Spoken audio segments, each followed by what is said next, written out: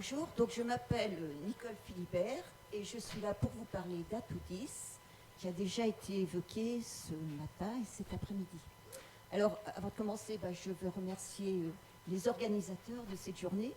Puis, je veux aussi me permettre de remercier par anticipation les financeurs de cette journée, parce que si jamais ils veulent nous financer aussi Atoudis, je préfère leur dire merci d'avance.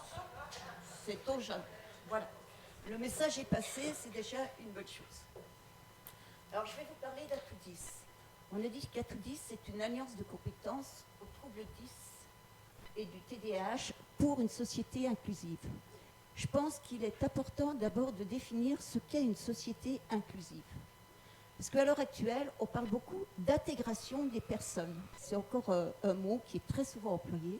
Mais quand on intègre une personne, on demande à la personne de faire des efforts, de fournir le maximum pour se mettre en phase avec l'existant. C'est-à-dire qu'on va intégrer l'armée, par exemple, parce que l'armée a un règlement qui n'a pas vocation à être modifié, et la personne doit se plier à ce règlement pour être là. Et c'est ce qui se passait avec l'école, c'est ce qui se passe aussi encore avec l'école, bien que les idées soient en train de changer. C'est ce qui se passe aussi avec les entreprises où la personne doit s'intégrer. Alors, la personne va toujours devoir s'intégrer et faire des efforts, parce qu'autrement, ça serait un petit peu l'anarchie. Mais d'un autre côté, on parle bien de société inclusive.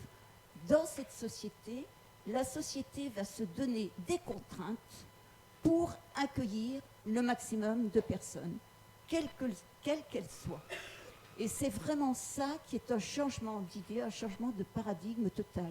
Donc, si vous pouvez, employer plus facilement le mot inclusive, maintenant société inclusive, que le mot intégration où l'effort est demandé uniquement à la personne. Alors, Atoudis, on va commencer par un petit film, comme ça vous permettra de mieux voir, grâce à un témoignage, la situation adulte à l'heure actuelle, et ça ne marche pas. J'ai 46 ans, j'ai été détectée, alors je suis dyspraxique visio-spatiale, TDAH, dyslexique, avec la dysgraphie, donc c'est tout ce qui va avec. J'ai été détectée il y a 6 ans, mais par contre la reconnaissance, oui, il faut attendre au moins 8 à 9 mois pour l'avoir. J'ai un ami qui était neuropsychiatre avec qui j'avais discuté des problèmes de mes enfants et où je me reconnaissais énormément. Et suite à ça, il m'avait dit que je devais avoir des troubles 10 et que je devais passer des bilans parce que j'avais énormément d'harcèlement au travail. Ça se passait très très mal et je ne comprenais pas, malgré ma persévérance, bien que je ne prenais pas de pause pour aller plus vite et pour aller dans les mêmes quotas que mes collègues, j'y arrivais toujours pas. Donc ce bilan, c'est vrai que ça a été une expérience désastreuse pour moi personnellement, parce que la neuropsy, quand elle m'a remis mon bilan, elle m'a dit ne prenez pas peur, mais vous êtes une handicapée. Ça m'a blessée énormément. Le témoignage, vous ne l'avez pas en entier, mais si vous adhérez à Atoudis, vous pourrez l'avoir. Un petit bout. Ce que vous avez vu, c'est... là, on va passer. Là, c'est bon? Celui-ci? Bon.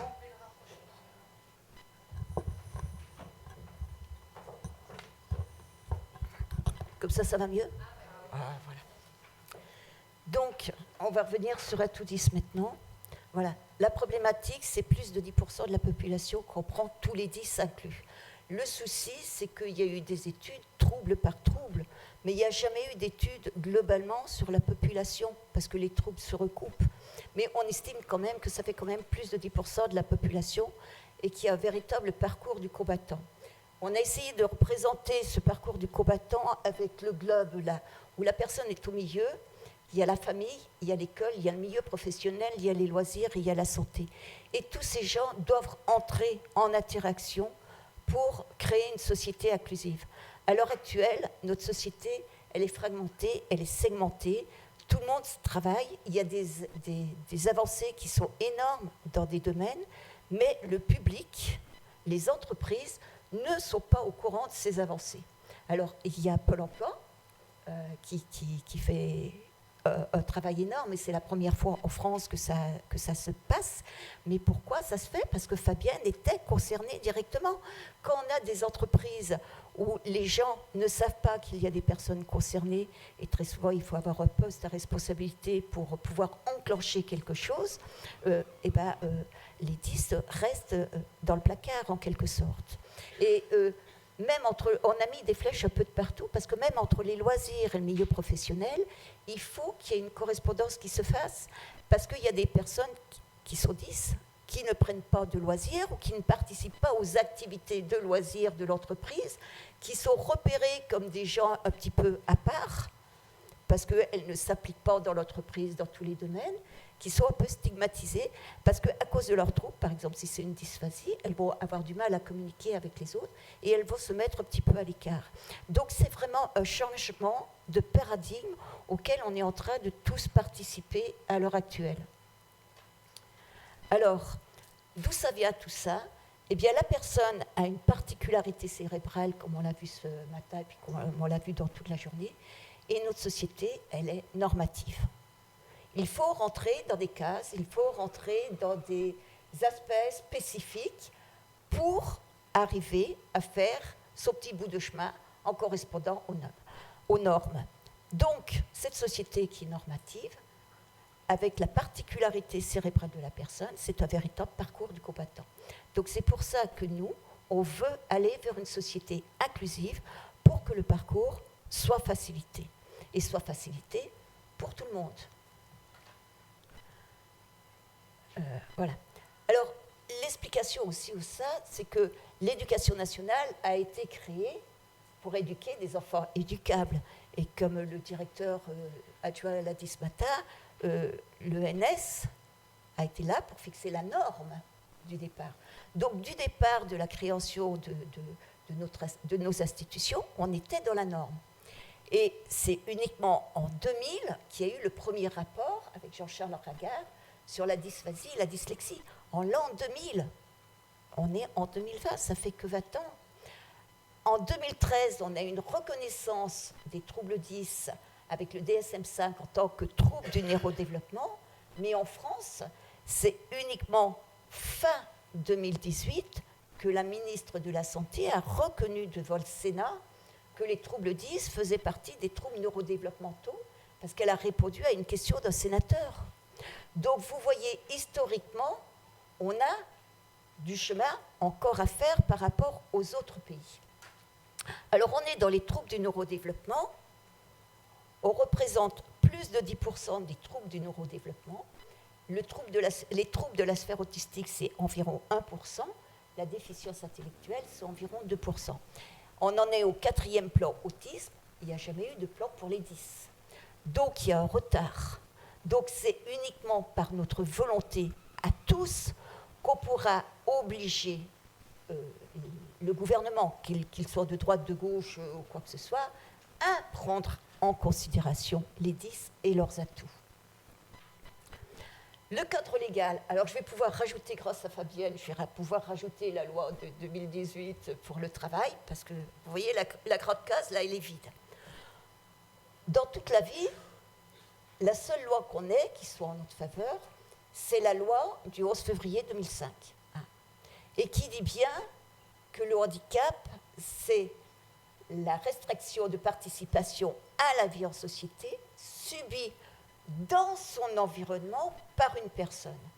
Et on est tellement dans une société normative maintenant qu'on axe tout sur la personne, mais qu'on prend insuffisamment en compte l'environnement de la personne. Alors, le problème, il est là. Il y a bien, au niveau du fonctionnement cérébral, il y a bien un dysfonctionnement. Mais ce dysfonctionnement peut être amplifié ou peut être diminué en fonction de l'environnement dans lequel on est. Et c'est bien là-dessus qu'on veut jouer. Alors effectivement, au niveau de la santé, en 2017, et simplement en 2017, il y a eu les recommandations de la HAS sur le parcours de santé qui vous a été évoqué juste dans la session d'avant avec les professionnels de la rééducation, avec les 3 niveaux de soins.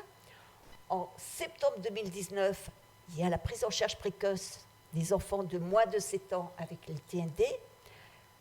Dans cette prise en charge précoce, effectivement, quand on a une dysphasie sévère, quand on a une dyspraxie sévère, les troubles vont pouvoir se repérer avant 7 ans, mais quand on a une dyslexie, ça va être beaucoup plus compliqué de repérer quelque chose et d'avoir une prise en charge avant cet âge de 7 ans. Donc, vous voyez qu'on a encore des progrès à faire. Au niveau scolaire, il y a bien sûr la loi sur le handicap qui permet d'avoir une reconnaissance de situation de handicap. Il y a la loi de 2013, de la loi de refondation de l'école qui permet la mise en place d'aménagements hors cadre de situation de handicap. Puis il y a la loi de juillet 2019 pour une école de la confiance. Bon, grâce à toi, je vais pouvoir rajouter la loi de 2018 sur le travail, mais dans le travail, c'est quand même le grand vide. Le grand vide. Et on peut s'appuyer uniquement sur cette loi du 11 février 2005. Alors ces textes-là plus précis, vous pouvez les retrouver sur le site de Atoudis. Alors, notre société aussi, c'est ça. On peut voir la même chose et on peut avoir des avis très très différents. Ça vous a été prouvé toute la journée, puisqu'il y en a encore qui nient les troubles 10. Hein. Et il y en a qui disent qu'ils existent. Alors, je ne sais pas dans quelle catégorie vous vous rangez aujourd'hui, mais j'ai un petit doute. Je pense que vous vous rangez dans la catégorie où vous dites ça existe, quoi que ce soit. Mais il y a encore toute une population qui les nie ou qui disent il n'a qu'à faire des efforts. Hein, un petit peu plus de bonne volonté, ça ne serait pas plus mal. Donc, ce n'est pas parce que l'un a raison que l'autre a systématiquement tort. Et si on se met à juger l'autre en disant tu as tort, on arrive dans une guerre de combat. Et il faut mieux s'esquiver. Nous avons des points de vue différents parce que notre cerveau est influencé par notre environnement et nos expériences. Donc, il faut qu'on travaille aussi sur l'environnement pour faire comprendre aux gens l'importance des troubles 10 et de leurs répercussions. Alors, comment on en est arrivé à Atoudis ? Donc, la première journée des 10, elle a été créée en France par la FF10 en 2006. En 2007, dans le Rhône, c'était la première journée qui a été créée par les associations. Il y a AP10 avec Betty qui y était, il y a AD qui au début était ça, après ils ont été rejoints par E2-3-10. Et il y avait à peu près 150 participants. Puis en 2015, pour la première fois, on a fait la journée des 10 à la région. En 2016, il y a eu 2100 participants. Moi, j'étais dans l'organisation de la journée des 10 depuis 2010 jusqu'à 2018. Et en 2017, on a été la première grande cause régionale et la région a écrit un livre blanc qui a mis des idées en place. Ce livre blanc aurait pu rester à l'état de livre blanc avec des bonnes idées, etc. Mais on a souhaité continuer et se réunir parce que quand on travaille d'une façon isolée, on avance, mais on avance de façon isolée et il y a peu de personnes qui sont au courant. Notre but, c'était vraiment de rassembler toutes les personnes. Fabienne l'a dit, on a invité Pôle emploi et Pôle emploi a répondu. Dieu sait qu'on était contents. Mais il n'y avait pas que Pôle emploi. Il y avait aussi les chambres consulaires, il y avait l'éducation nationale. Tout le monde s'est mis autour de la table en 2018. On a fait des groupes de travail, on a fait des analyses de la situation sous forme de SWOT. Pour ceux qui montent des dossiers, ils savent ce que c'est. Voilà. On avait les chercheurs, on avait tout le monde. Et on a fait une association préfigurative. Et en 2019, cette association s'est transformée en Atoudis.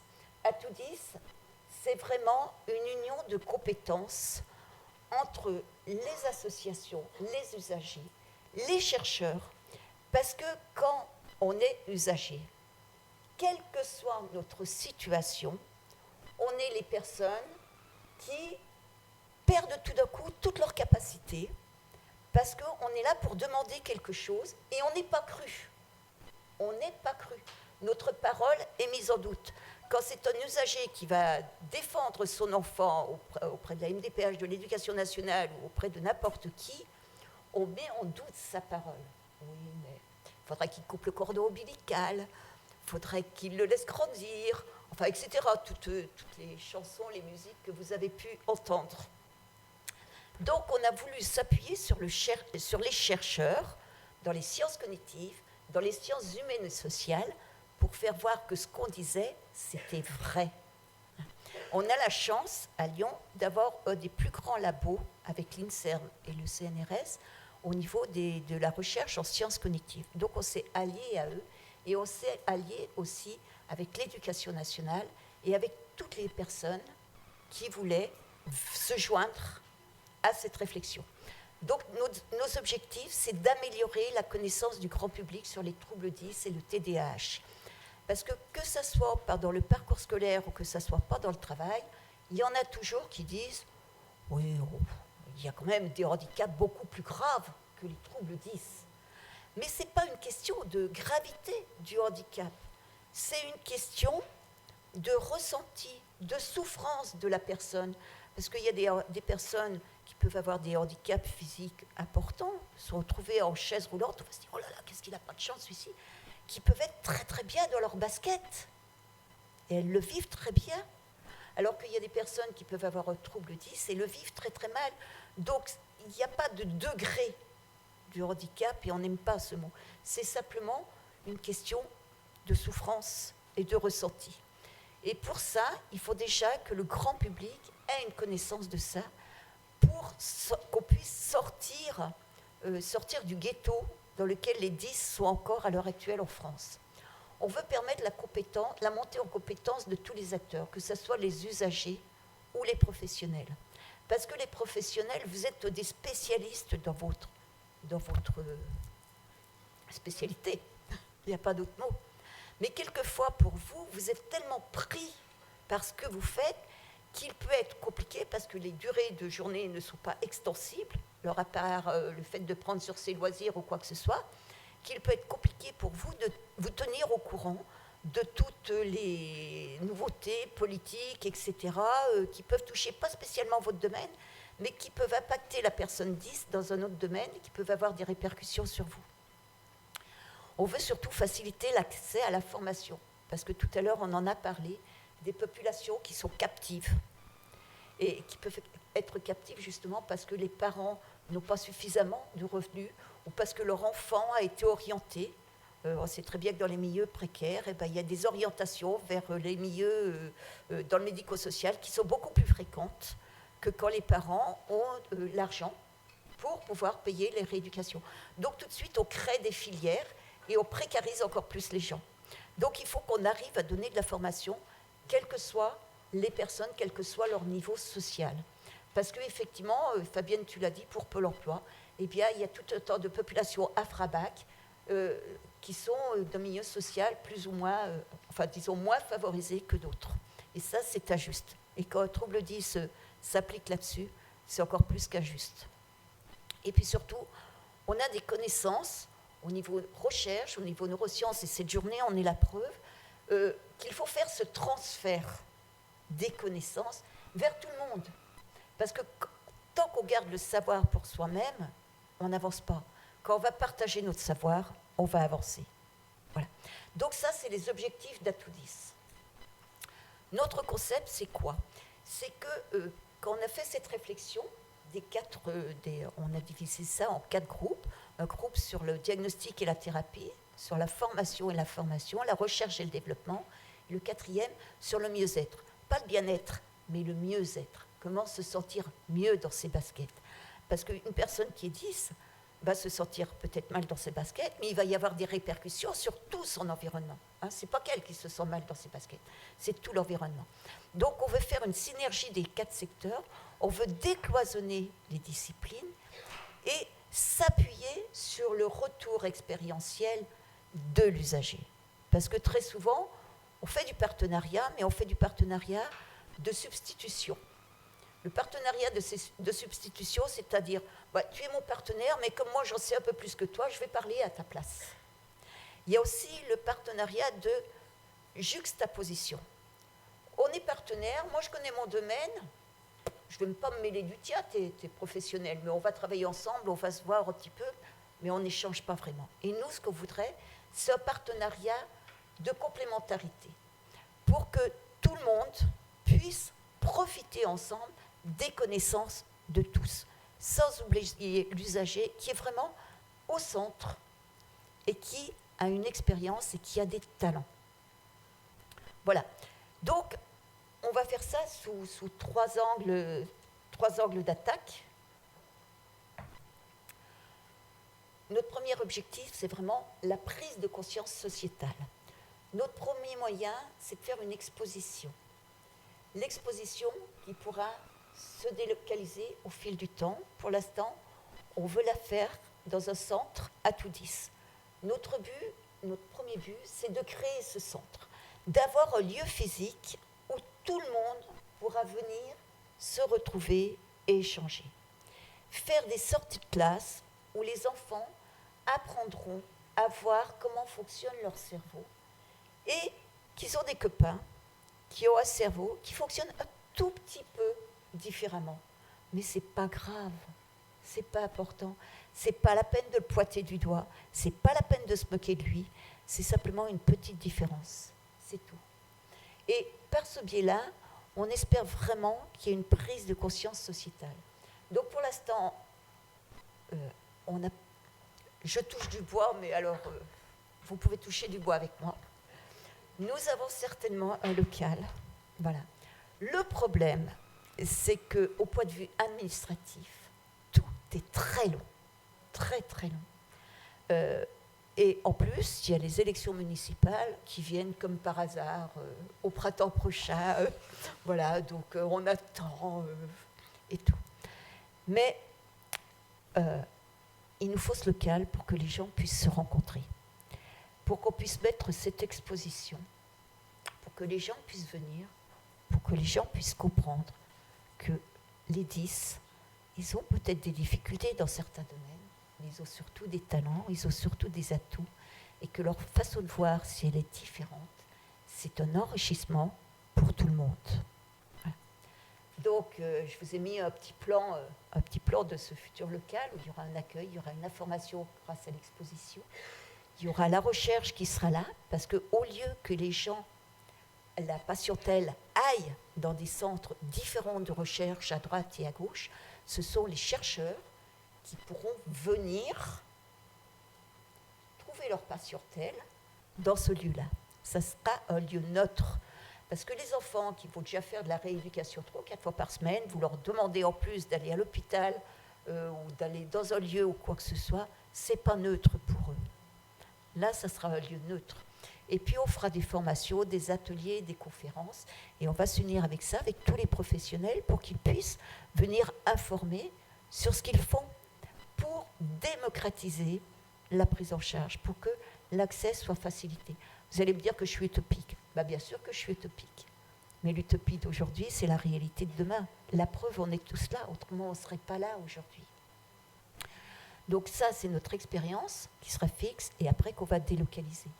Et puis on va faire des conférences de sensibilisation aussi. Là, on est déjà opérationnel.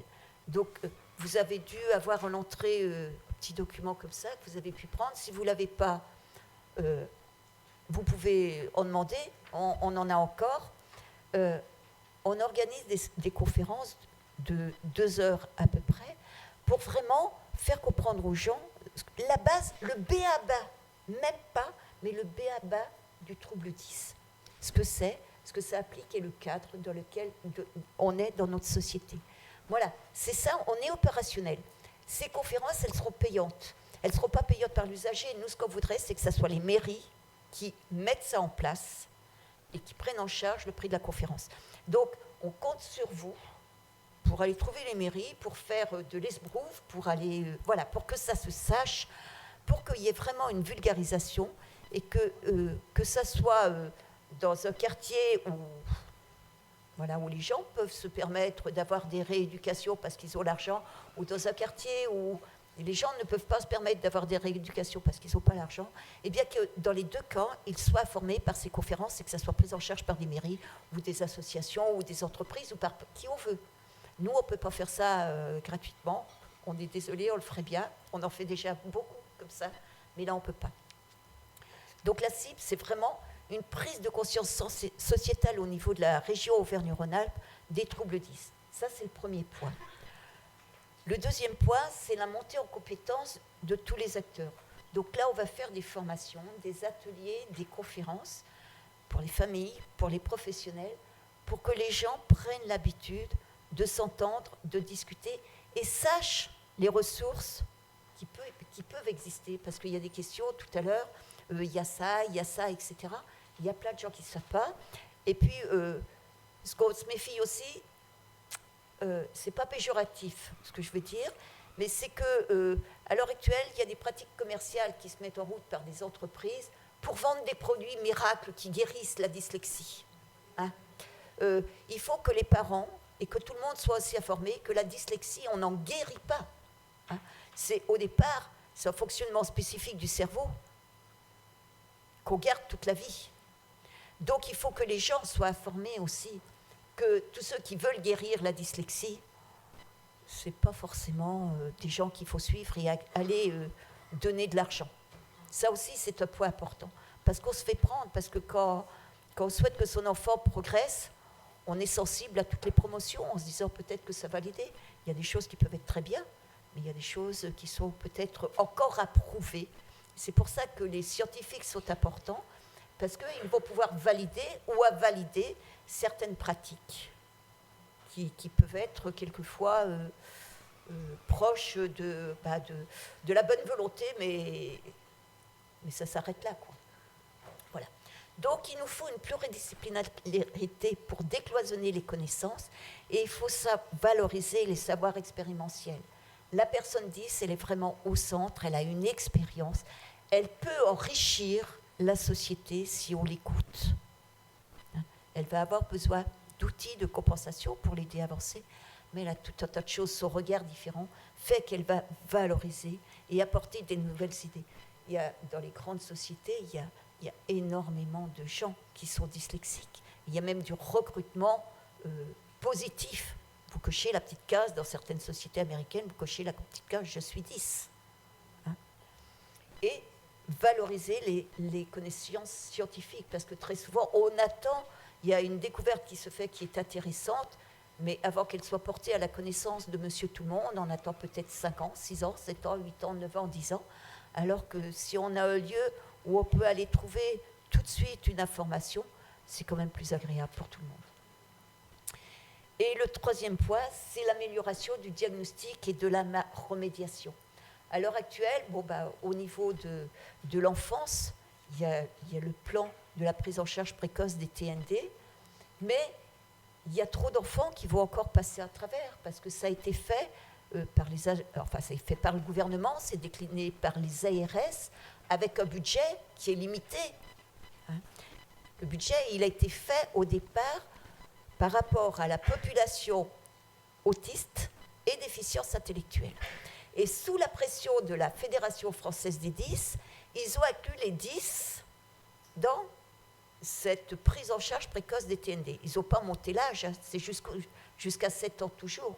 Ça veut dire qu'il y a tout un tas d'enfants qui vont passer à travers. Donc il faut vraiment qu'on puisse avoir un dépistage beaucoup plus précoce et qu'il y ait des outils qui soient mis en place et qui soient valorisés. C'est Agnès ce matin qui parlait de la population qui est captive. Hein. Eh bien oui, cette population captive, elle n'a pas droit à des prises en charge, à des rééducations comme les autres. Donc ça, c'est uniquement par une meilleure connaissance et par l'amélioration du diagnostic et la remédiation qu'on pourra arriver à ouvrir les portes à cette population qui est captive. Voilà. Et puis surtout, le point le plus important, c'est que, vous l'avez dit toutes les deux ce matin encore, vous avez parlé de l'entraide et de la tolérance sociale. Et à l'heure actuelle, pour les 10, elle est au niveau le plus bas. On accepte beaucoup plus facilement une personne qui a un handicap physique qu'une personne qui fait des fautes d'orthographe. Et LMI, l'exclusion en Angleterre, il disait que le taux d'emploi des 10, il est de l'ordre de 6%. C'est un des taux d'emploi au niveau des personnes handicapées, hein, pas en général. Mais quand il y a des personnes handicapées, le taux d'emploi des personnes 10 reconnues handicapées est un des taux le plus bas de l'emploi. En France, on n'a même pas d'études dans ce genre. tellement on est en retard. Alors je ne sais pas, peut-être que ça fera voir que c'est mieux, quoi que ce soit. Mais on n'a rien, on a un retard. Et c'est uniquement par une volonté de tous de travailler ensemble qu'on avancera. Si on se tient à l'écart, si on écarte des personnes en se disant celle-ci je ne la veux pas ou quoi que ce soit, ça avancera pas. Donc le but de notre centre et le but d'Atoudis, c'est vraiment de dire à tout le monde, venez nous voir, venez vous joindre à nous pour qu'ensemble, nous puissions avancer. Il faut que je me dépêche. Voilà. Alors, ça tombe bien parce que c'est la dernière diapo. Voilà. On part du principe que ce qui est utile aux 10 est utile à tous.